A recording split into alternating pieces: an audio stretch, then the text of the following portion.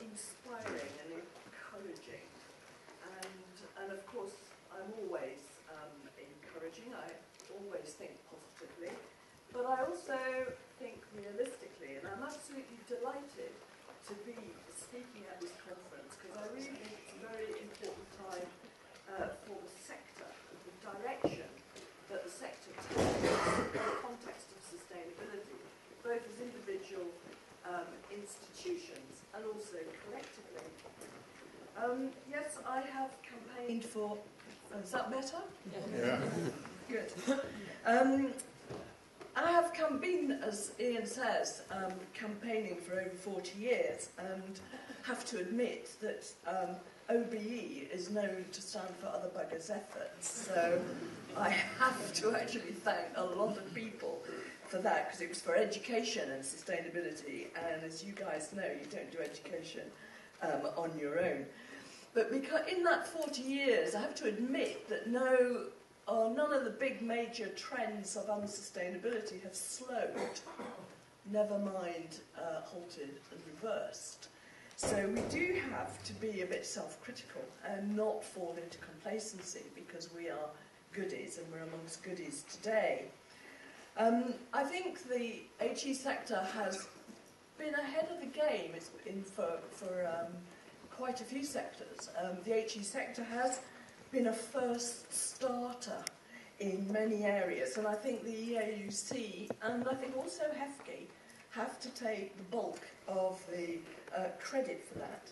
But what I want to do is I want to ask, is it enough what we're doing? Is it enough in the context of the potential of the sector, which Ian mentioned? And is it enough in the context of the urgency and the size of the challenge we face that's posed by unsustainable development?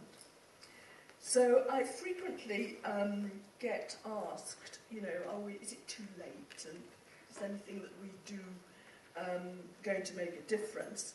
And so I always say that from the very first time I sort of was asked that question, which was in 1972, the time of the first Earth Summit, I reckon we've got about 100 years, and I think that still holds good as a time scale. But we've made such slow progress over the last 40 years that it's getting tougher and harder to actually stick to that sort of timetable, which is the same sort of timetable that the climate scientists have come up over the last couple of decades. And it was always a race to change in a reasonably well-managed way. And I don't know if you've noticed the increasing number of books coming out saying, it's going to be horrendous, there's going to be great breakdowns, there's been great catastrophe films, and Paul Gilding, who is an Australian commentator, has written a book called The Great Disruption. Even the Dean of Nottingham University Business School, at an event I was speaking at recently, was saying, it's urgent, we've got to be more radical, and to get something like that out of a business school is quite dramatic. On Wednesday, I'm speaking at a conference on tipping points, and it's all about it sort of getting over the edge so that it's all too late. And what I'm going to be saying is that it is not too late, but it's certainly too late to faff about any longer. And I think that's really the sort of substance of my message. Certainly why I wrote the book. And it doesn't tell you what to do, but it does help you, I hope, to work out what is the best thing to do next. So what I'm going to do today is just talk a bit about positive deviance, which is sort of a funny term to use, and explain what it is. And I'm going to offer some reasons to scream, because we have got a lot of reasons to scream, as well as reasons to cheer. Suggest the solutions are actually in systemic change, and I'll explain about that. And really importantly, explain there is no they. We've been sort of waiting for a long time for other organisations, governments, international agencies to get their act together, but there is no excuse to imagine that that is going to happen in any of the timescales which we need to be active. And I want you to think about the leadership role of AG, and I want to encourage you to buy my book. So, I do hope to inspire, but what I need to warn you is that I am going to offer very practical suggestions to help you improve your practice, and there will be a short test. So this is not just an easy ride. This has got lots of ideas, ways of thinking and doing things. First of all, positive deviant. That is somebody who does the right thing despite everything around them in terms of institutions, processes, sometimes laws, and certainly uncooperative people. And it's a rather more elegant way of saying, just effing do it. Just get on and do it. I wasn't allowed to use that as a title. So a positive deviant is actually somebody who does the right thing for sustainability, despite everything being apparently stacked in the direction of doing it in an unsustainable way. And interestingly, I run a master's program in Forum for the Future, and it's leadership for sustainable development, and students go out on placement in a range of different organisations, and I've asked them, you know, are they actually finding people who are just effing doing it, who are positive deviants at work? And they, over the last 2 or 3 years, have seen quite a dramatic increase in that sort of person who's just getting on and doing it despite unpropitious circumstances. But reasons to scream, that's me on a bad day. And I think we've got some really big problems, so there's plenty to scream about. And this is the nub of it, really. It's basically a shrinking supply side and a growing demand side. 1946, when I was born, 2.2 billion people in the world today. I will, if I live to the age of my mum, who's just hit 90, I will be the first generation where the population of the world has doubled in my lifetime twice. And so that's extraordinary. We should hit 7 billion this time. And in 2050, the median projections is 9.2, but we're on track for the higher projection, which is 10.5.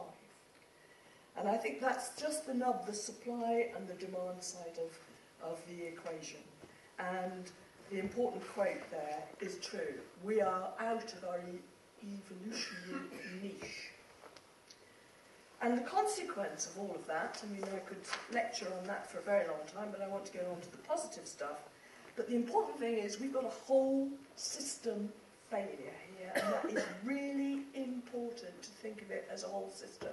We've been sidetracked, if that's the right word, onto just thinking climate change as a discrete problem that we can deal with over here, leaving the rest go unattended. And so we have real major problems. Our economy takes about half the biological product of the earth, the green stuff, product of photosynthesis, each year, and each year it turns part of what is ostensibly a renewable resource into a non-renewable resource, soil exhaustion, fertility, and so on.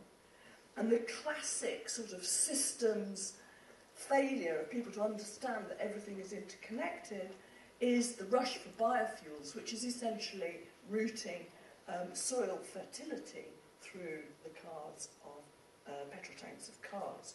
So all of those things, and now the dangerous feedback is coming back on us in many ways. And I underline this bit of it, the persistent poverty and inequality, because the tipping point lecture that I'm going to is all about mostly ecological tipping points, meaning environmental tipping points. But what will really sort of go wrong in the future will be the response of people to injustice, inequality, and hunger. We are told we have to worry about an ageing population. Well, in North Africa, 50% of the population is under 25. So it's youth wake, if you like, that is the problem, not an ageing population. We've got soft policy ground overhead and underfoot, things not going well at international level, and underfoot as well for the national government, which now seems to be terminally confused about what it thinks about what it calls the green agenda. They say they want to be the greenest government ever, but they're doing sort of the opposite. And I wrote about this blog in your newsletter, this pamphlet of a local government, lots of contributors about the big society and what it meant to the public sector. National Health Service was in, no higher education, no further education was either mentioned or there was a contribution to it. And I think that HE is in a bit of a bind at the moment. The price for its demand for autonomy in the good times has now been exacted. And so I think HE's got reasons to think through what it's all about, and I hope that covers that. Reasons to cheer? Things can only get better. We are the only country to actually have a climate change act, and that's really important. And we've got this brilliant committee on climate change, and if you're not looking at it, do look at it, because it's a really good website. I'm deeply in love with the chair of that committee, Adair Turner.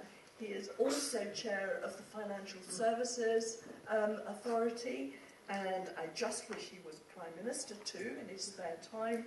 But he is somebody who really got it, both in the financial sector and in the climate change sector. And interestingly, in the paper today, there's something else. Bolivia is about to pass a law of Mother Earth, which gives equal rights to the Earth and the planet. And it's really worth looking that up, because I think it's inspirational. That will, really trump our Climate Change Act, because it's about everything. Resilience is really important. I go big on resilience, and that's in the book, but that is absolutely what we want. We want resilient systems that are able to withstand shocks. And we have to say a huge thank you to the financial sector that has taught us the importance of resilience when there are shocks. We're losing confidence in our political leadership. Jeremy Greenstock, from whom that quote is said, is very strong, saying that it doesn't matter if we have laws passed or treaty agreements internationally or nationally, they'll all have to be implemented locally anyway. So we might as well just get on and do it in our own backyards rather than wait around. And a recent ESRC report that talks about how people do remain worried, the majority are worried, and in fact it is education that makes a difference to how they see what they can do about it. CSR, I know you're doing the sort of universities that count. This is really about business, but this is relevant to the higher education sector. Most of business is down in the defensive corporate responsibility, down at the bottom there, and I would say the same about the universities. Up at the top, though, the other side of the river of transformation of the way corporates run themselves, there's a huge growth in social and eco-entrepreneurships and enterprises. And really, there is a few actually starting to cross that troubled waters of transforming from business as usual to the other side, which is, instead of making the business case to look after social and environmental things, you actually make the social and environmental case for doing business. And Unilever is one of my favourite examples. It has stopped giving quarterly reports to the stock market because it wants Slack to be able to transform its strategy, its transformational strategy, which is to double its turnover but half its environmental and social impacts, which is challenging. And the chief executive has publicly said that may mean the company is a different sort of shareholder. So there is big changes beginning to happen. I don't think it's the end of capitalism, but I do think it's now people are actually saying we need to do things differently that enable us to have sustainability outcomes. And I share, this is what our partners, our business partners in Forum for the Future, all of these basic benefits for taking on sustainability apply to universities, but I bet the senior management doesn't read or see that or get that very well. So my question to you is, how many universities do you think strategically, see sustainability as a basic must-have, or feel a responsibility of the university in tough times to do something about it? Now I've got down here, do you think it's 1%, 10% or 50%? Who thinks it's 1% of our university have got it strategically and there's a... Okay, 10%? 50%? 50%? Right. I'll get you to give me a list afterwards. But then the next question is, do you think that's enough? Even if it is 50%? Yes or no? No, I see a lot of heads shaking. So the role of the universities in all of this is really important. Now, there's an enormous amount of guff out about what is the purpose of university. And there's a lot of hot air in all sorts of publications about what a university might be. This is my favourite definition for the goal of education. And Eugene Rosenstock-Huessy was a social philosopher who actually lived through the First World War and got out afterwards, got out of Austria, I think it was, rather than Germany. I'm not quite sure of that. Somebody will perhaps correct me. And I think this is really important because I think we need a sort of new enlightenment when we think about getting sustainability on the go. And it is a time of renewal, I think, for all of our organisations. And I think this is appropriate to refound he's a bit manly, civilization. And so I like that. And I think that the whole impact agenda, which will affect many of you and your teams back home, I think this is fine. I've been quite upset by the academics saying it was wrong for the Arts and Humanities Research Council to say, well, impact doesn't apply to us. I know no poets who would like their poetry to have no impact. You know, it just seems crazy that there's this idea that you would actually operate inside a university for no purpose whatsoever. I find it very, very odd. And David Putnam is, I think, almost, as we speak, I think it's today, he may have done it yesterday, giving a speech on the importance of the arts and humanities to sustainability. And I agree with that. I'd like to talk a little bit more about the sameness and difference of a university. I've put some things up there. Good governance. There's a bit of a fuss about the governance in universities at the moment. Malcolm Gillis, one of the London Metropolitan, has just done a review of governance systems. And there's going to be real pressure on this, so it's important that universities get it. There is a massive network of responsibilities that universities have when they're just thinking about stakeholders. There is the reputation of universities and the sector is under the cosh a bit.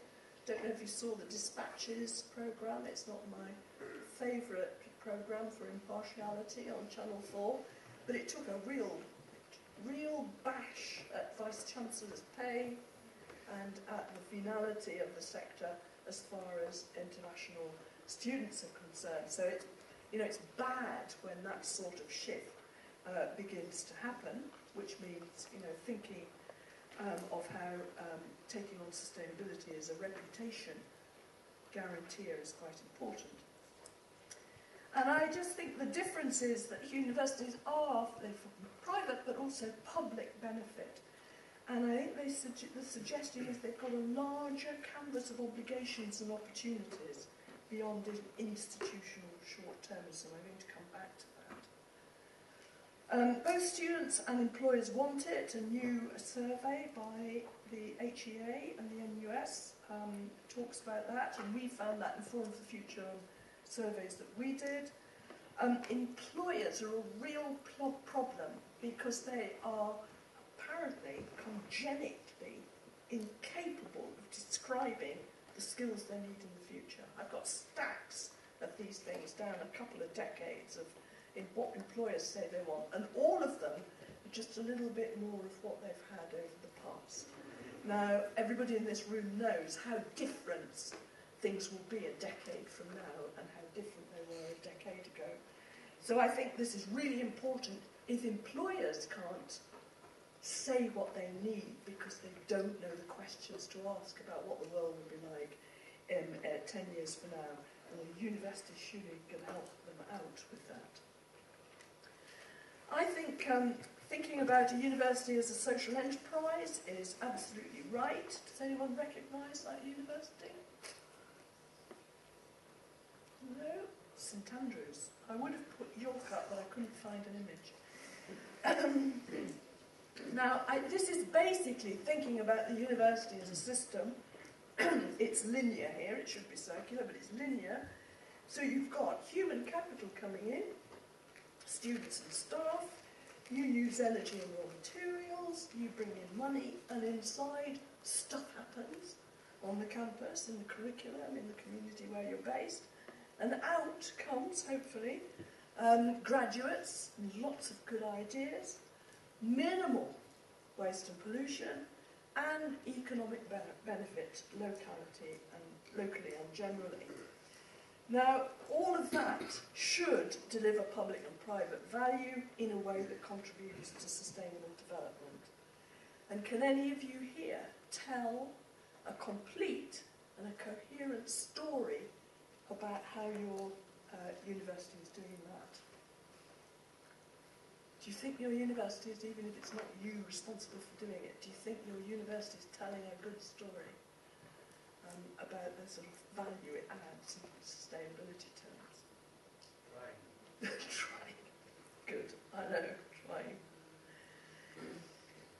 So I think this is the crunch question for our times. We know what to do, but why are we not doing it? And Kofi Annan, UN Secretary General at the World Summit on Sustainable Development, said the crisis is actually in implementation. And the answer, and this is the reason why for 40 years we've made such slow progress, is that this is all about people. It's not about the environment. The environment knows all there is to know about sustainability, knows how to run itself in an ecologically sustainable way. It's our behaviour that has to change because we're interfering with that happening.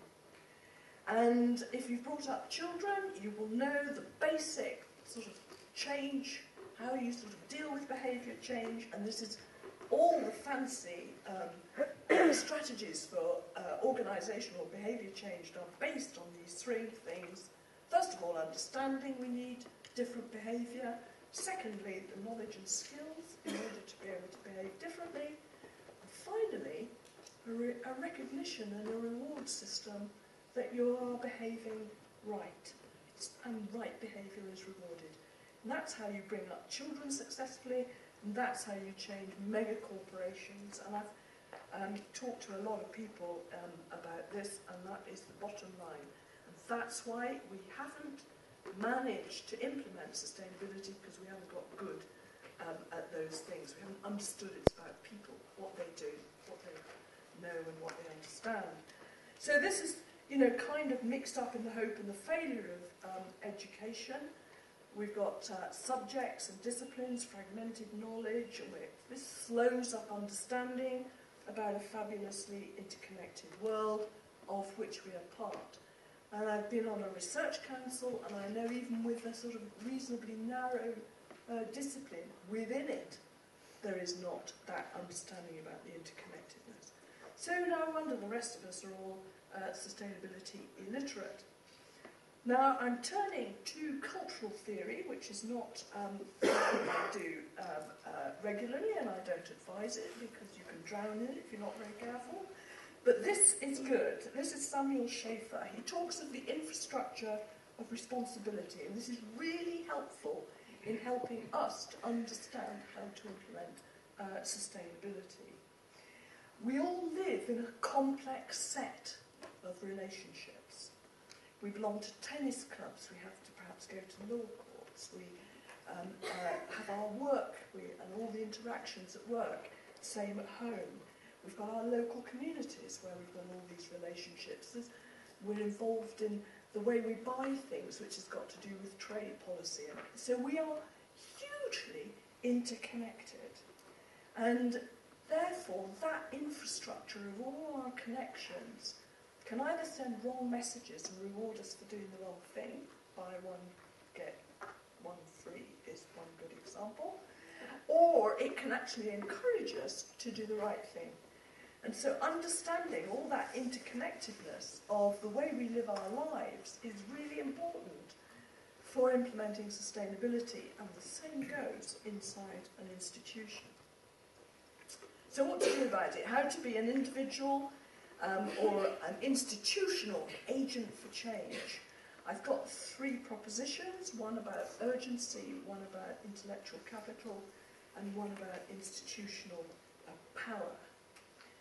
This is really sums up the sort of practical challenge as far as greenhouse gas emissions are concerned. It's adapted from a thing that was in the Stern report.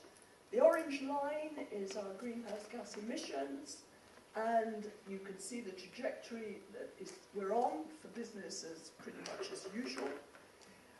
You can see what we need to do. We need to go along the green line, which means stabilising and then halving.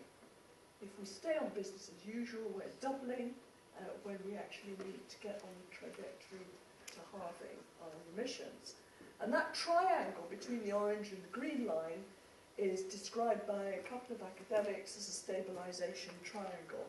And they said, they described sort of 15 things in there that could happen, and they were all about the energy sector, but it included planting trees to mop up CO2.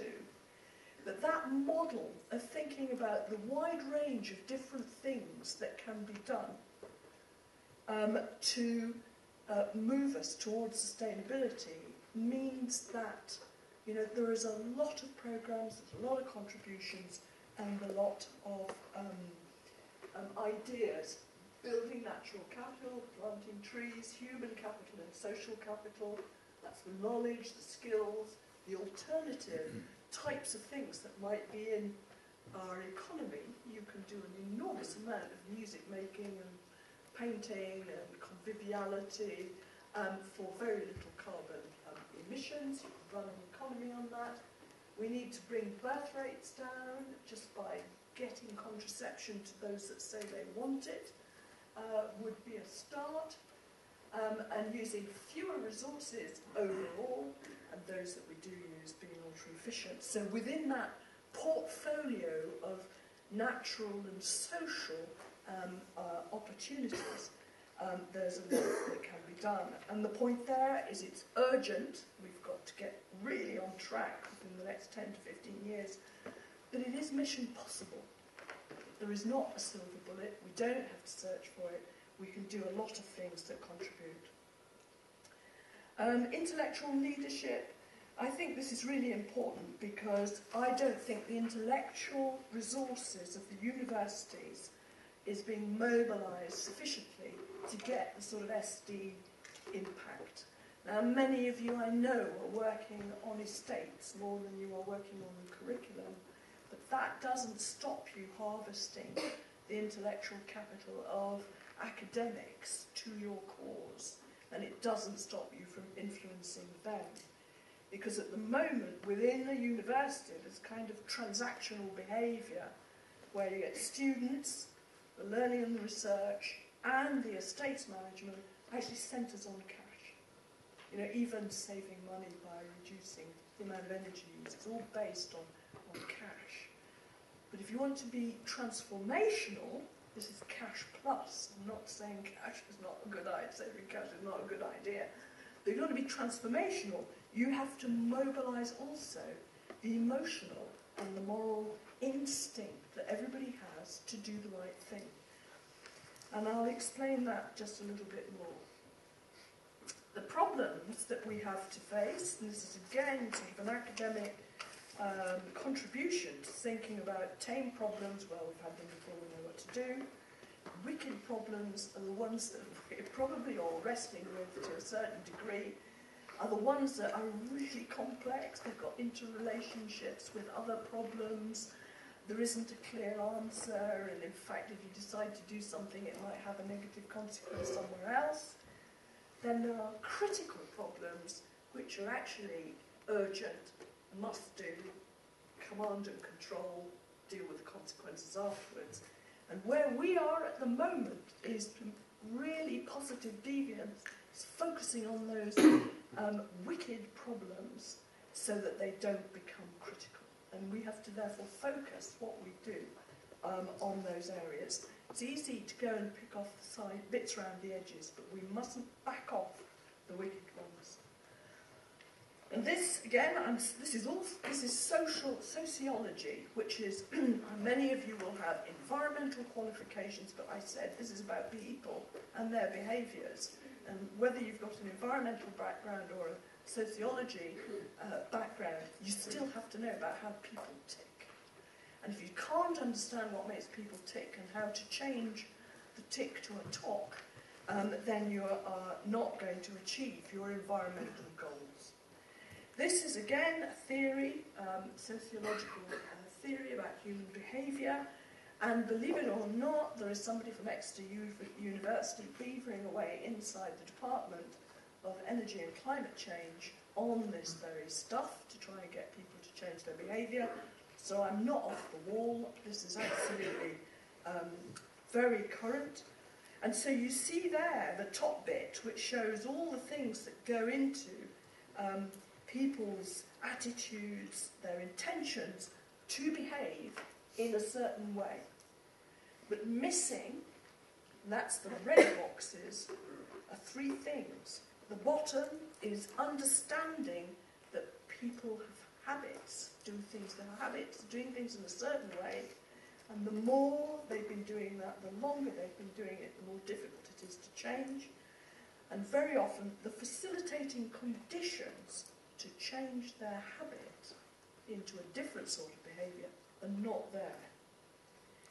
And so this is, again, academic Elizabeth Shove, who points out that we don't have habits, they have us, and I think that's quite true. And we want to do the right things. Many people do want to do the right thing. There was a piece of research done by the University of Central Lancashire quite a while ago now on extremely poor estates.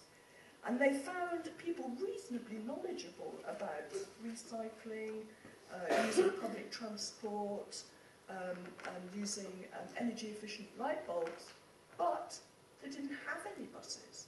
They didn't have any opportunity to recycle. They were just able to do their shopping in big, super cheap supermarkets where you could only bulk buy, so there was a lot of waste involved in their purchases. So the infrastructure for them was not there, the facilitating conditions. And so if you want to practice, the material infrastructure, the meanings, and the competencies have to be there.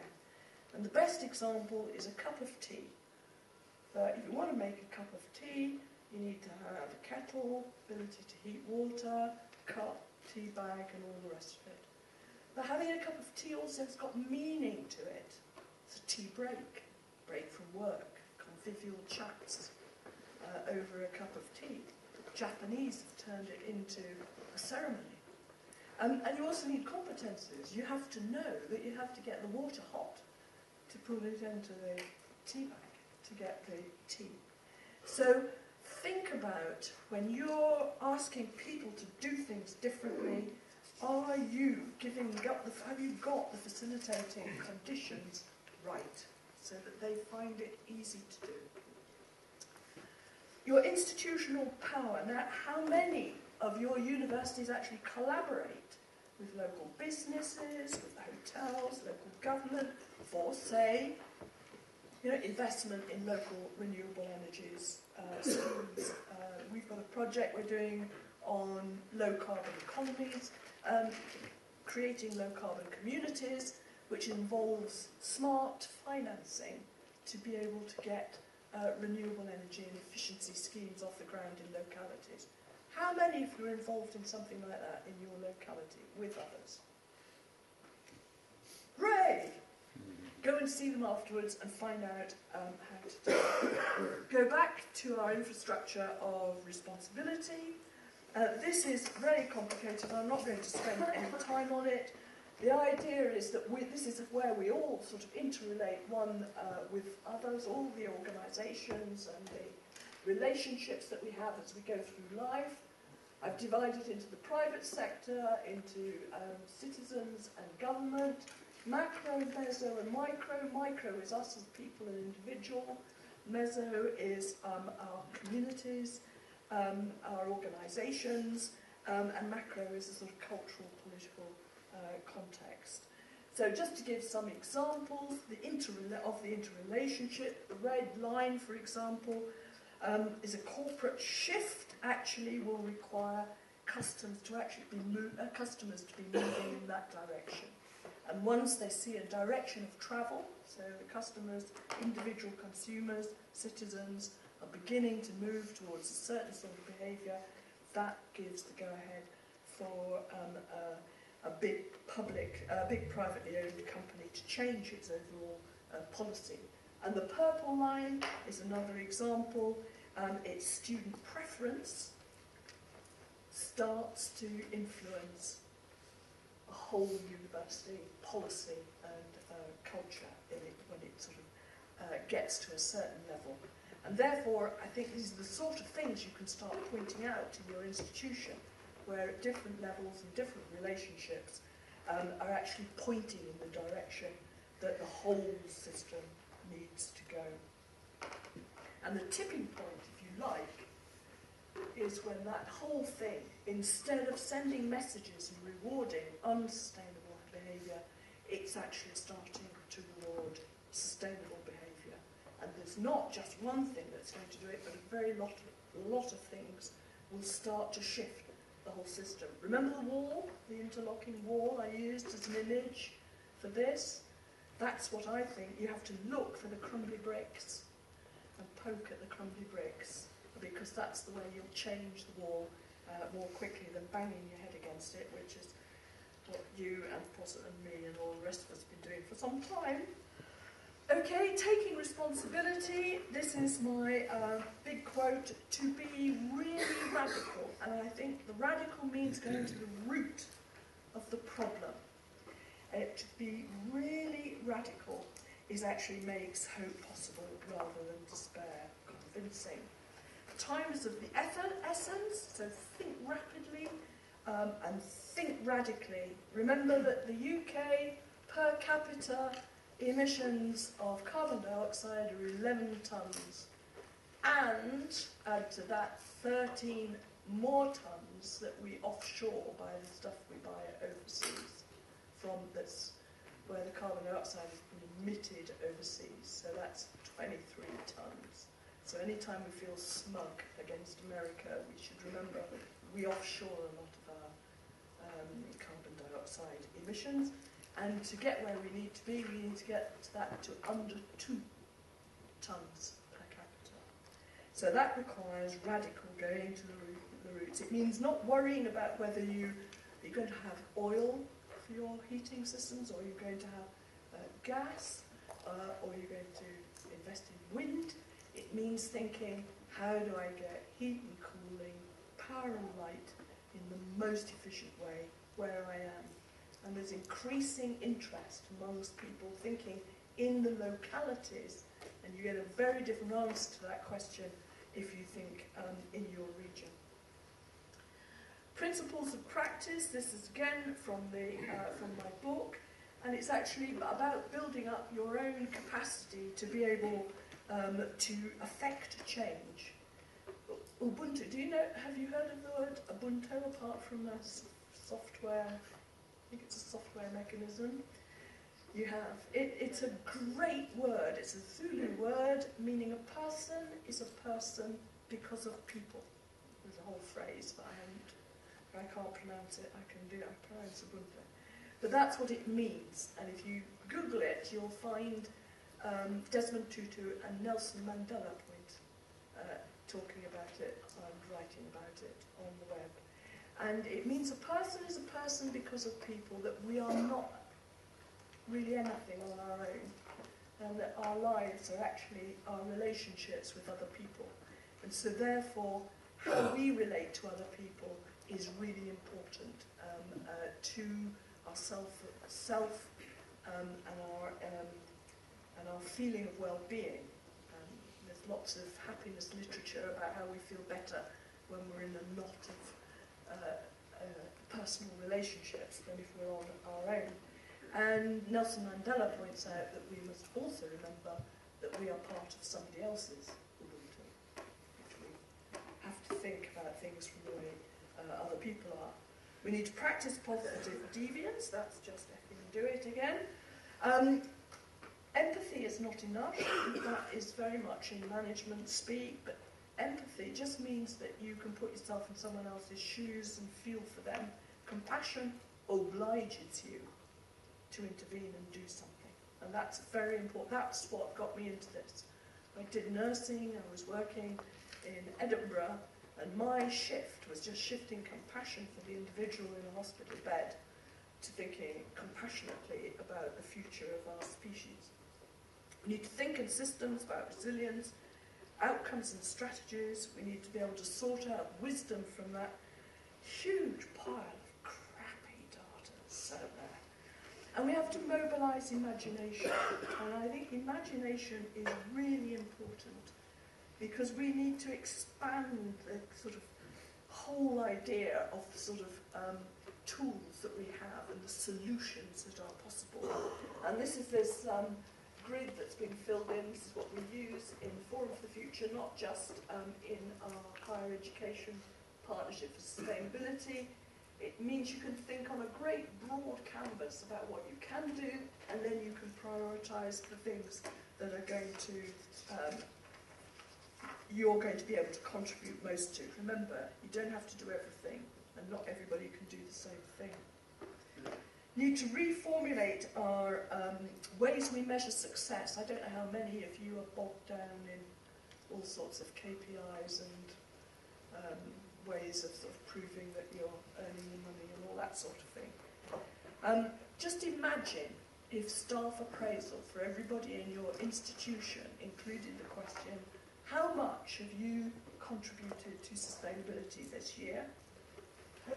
How much have you helped the whole understanding and capacity of people to do something about sustainability within your institution? How ubiquitous is it in your area of influence? And how much have you been able to influence people outside the institution to change as well? So if all staff appraisals included that, we'd find a lot, things would change very quickly. So, what will the future hold? This is my last point. I think that sort of says it all, and I think it's actually up to you. Remember, there's no they. It's all of us. It's what we do. And I put this up. It's the advice that was given by the National Intelligence Council in the United States to President Obama just as he was being sworn in as president. Just before that, they gave him the future to 2025. And the conclusion was that tomorrow's world is going to be scarcity of land, water, oil, food, and airspace for greenhouse gases. And the image on the far side is from our own dear chief scientific advisor, John Beddington. But the key bottom quote is the one that I think really is important. Leadership matters. No trend is immutable. Timely and well-informed intervention can decrease the likelihood and severity of negative developments and increase the likelihood of positive ones. And Nicholas Stern is much quoted, the man who wrote about the economy of climate change, because he said it was a market failure. And that's absolute nonsense. There was no market involved in any of that. Bits of it, but there was no market for, active in causing climate change. But there was gross failure of leadership. And I use the word leadership because a leader is a role. So the leader of your university will be your vice-chancellor, but leadership can be exercised absolutely anywhere. And so I encourage you to think of the fact that every intervention that you make makes a difference. And I end with this, my favourite sort of bit of rhetoric, because if unsustainability is about squillions of unknowingly wrong actions and decisions, then sustainability is about squillions of right ones. And so it's sort of a quote really from the House of Tesco, you know, every little helps. So getting us onto the right direction, not waiting until everybody's ready to start, and even if only 70% of us actually do that, that's a whole lot better than the 69% that aren't doing it. So good luck. Thank you for listening.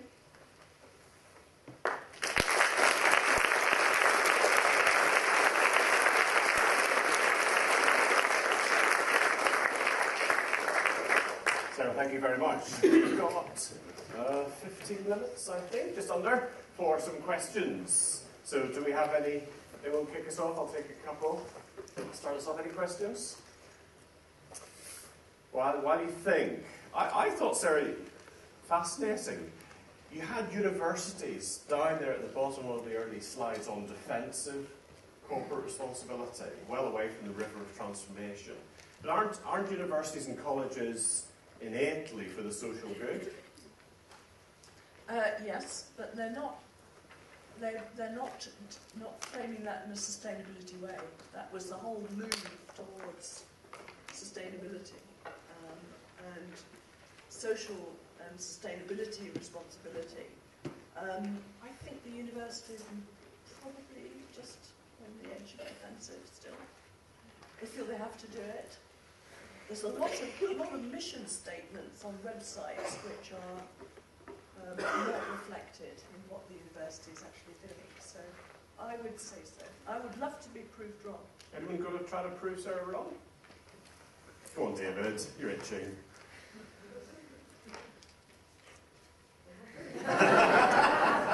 This is David Somerville, lost for words. Can we just sort of enjoy that moment? A little pass soon. I do think that in the last years, a number of us have been trying, and we're facing a sort of curious conflict with the new economic paradigm, particularly in England. I'm not quite sure if we're feeling it yet in Scotland, but where it gets put aside. And we're still allowed to window dress.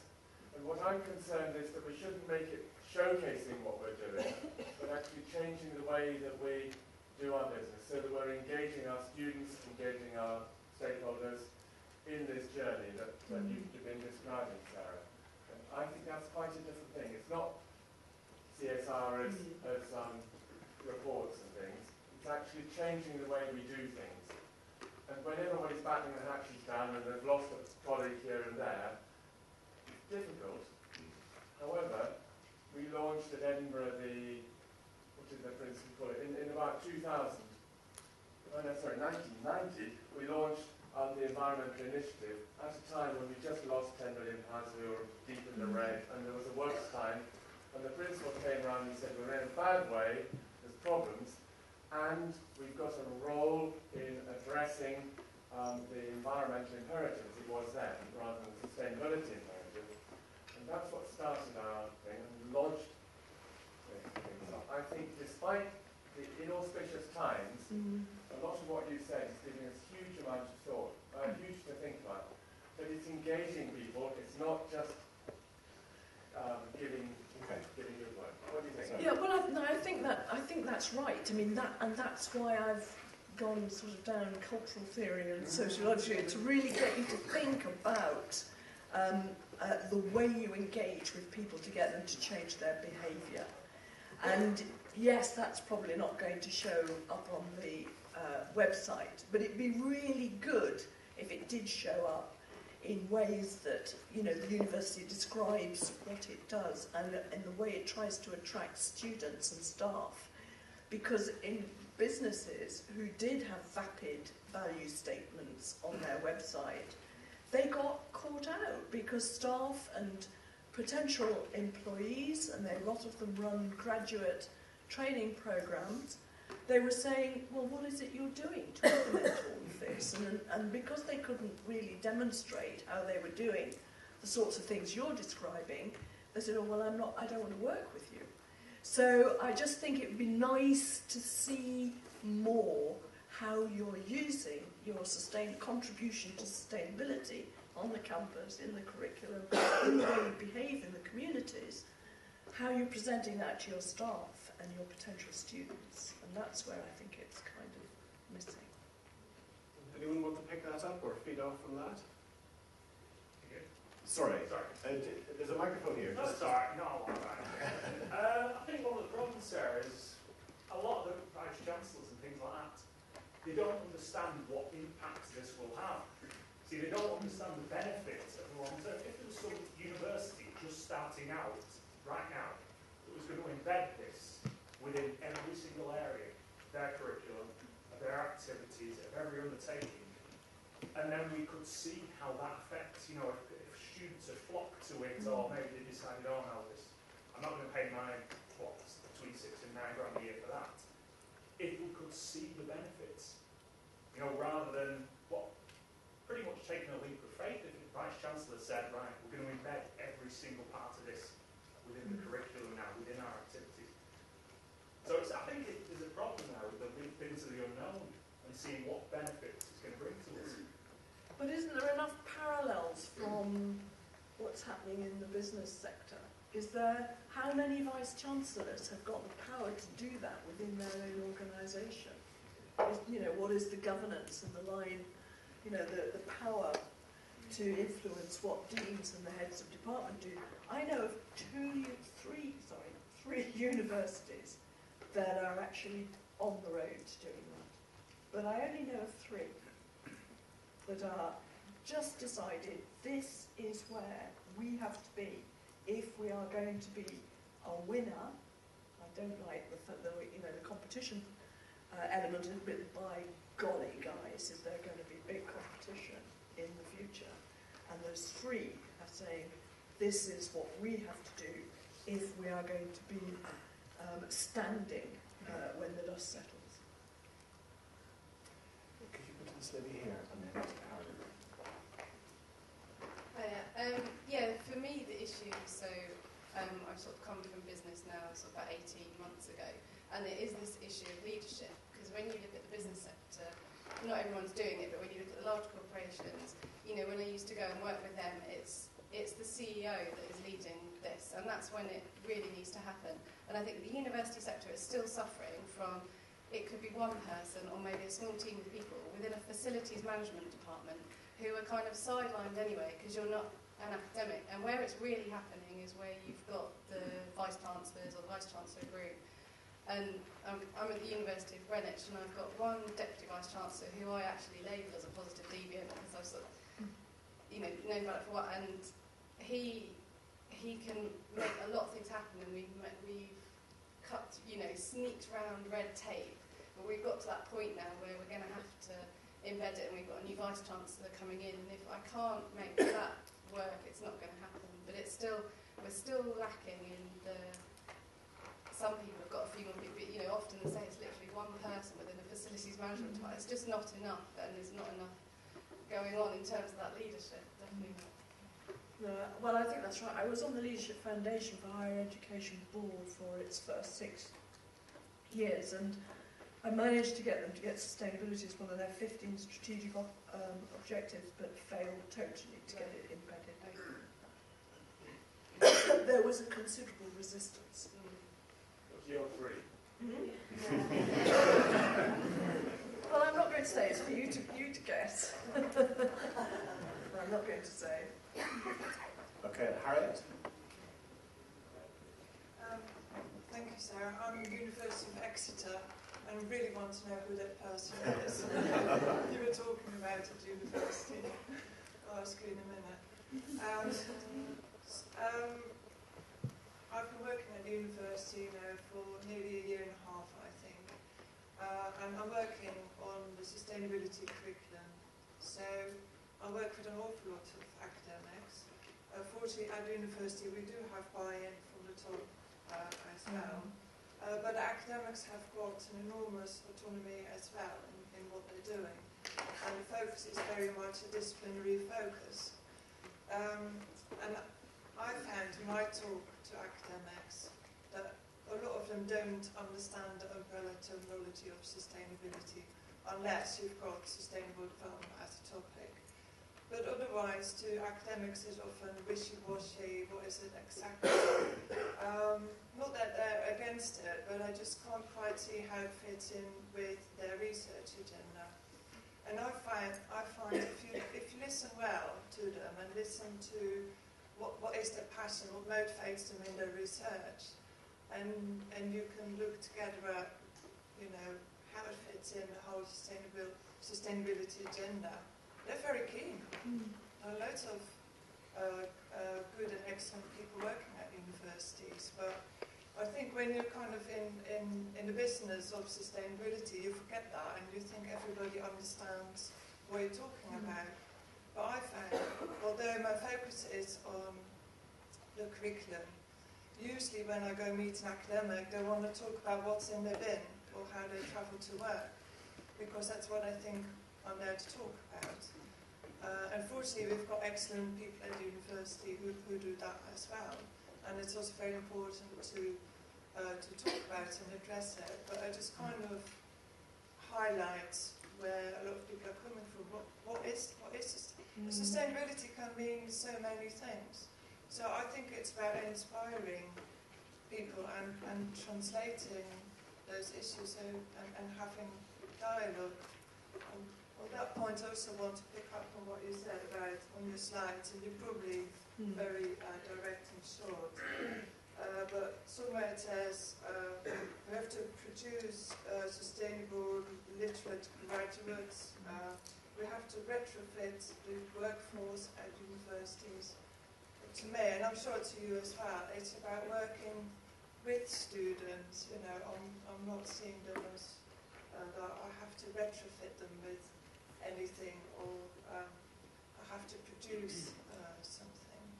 I'm sure it's only the shortcuts on the slides. No, I agree. I agree absolutely. And I mean, I didn't bother about using jargon here because this is, I presume, a room of the converted. And certainly in the higher education Partnership for Sustainability work that we did, the bit that we really failed on was actually dealing with the curriculum. There was an enormous sort of shutout, and the shutout was for two reasons. Number one was exactly what you say. They didn't see it's relevant to me, and it took an enormous amount of effort with individuals. So if you're teaching Greek and Latin, you have to say, well, actually Plato was one of the first people to notice the impact of deforestation on the sort of local environment. And music, just like Nike running shoes, was your violin made by child slave labour? So, you can actually get to where people are. And those, I'm just using rather large examples, not very fine examples. But we had to do it individual by individual. And when they got it, it was great, but we did not have the time or the resources to do that sort of trawling around. And I think one of the big problems is the interdisciplinarity.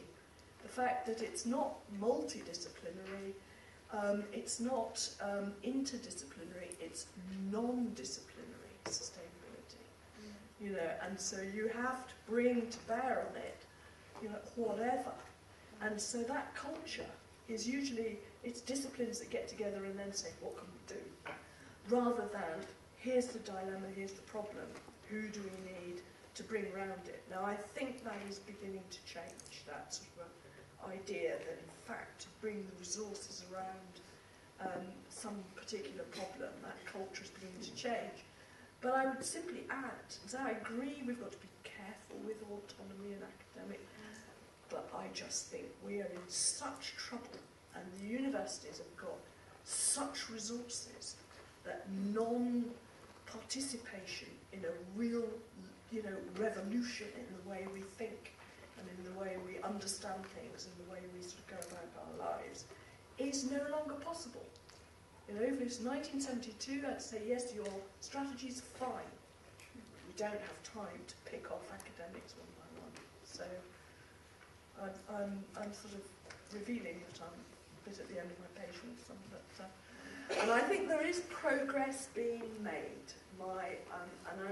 As I said at the beginning, and I really mean it, I think what the EAUC's done, what HEFKI has done, has been really great. You know, they've done an enormous amount on not very, sometimes not very fertile territory. But my point is, we're now in deep trouble if we don't do things at a much, much faster rate. So I'm egging you on to get more radical. So Sarah, you want lots more leaders. We are all leaders, potentially, in this. We're on the nursery slopes here of being positive deviants. We're going back to our colleges, our universities, in a few days' time. What is the first thing that we do? How do we start that change? It's you. Think about you. Leadership is about you. There is no off-the-shelf leadership for sustainability model. I've been teaching leadership for about 15 years. Each of us the way we do things is unique as a snowflake. Think about yourself. And if you rush out and buy the book, there's a lot of little sort of models and things that will help you do that in a sort of a fairly organised way. But you don't need to. You can do it with a bit of paper and just say, now, what are the things that I am really good at, that you're passionate about? Know yourself and put the best of yourself to work for sustainability and get someone to help you with the bits you're not so good at. But it really is down to knowing yourself, your leadership capacity, and just doing it. My graduates from the Leadership for Sustainable Development Masters, one of the things they said that actually doing that course, most of it, what it did, was gave them confidence to give it a go. And if you make a mistake, doesn't matter, give it a go. You know, if you're more likely than not to be going in that direction, so a few slip-ups don't matter too much. Please join me in thanking Sara Parkin.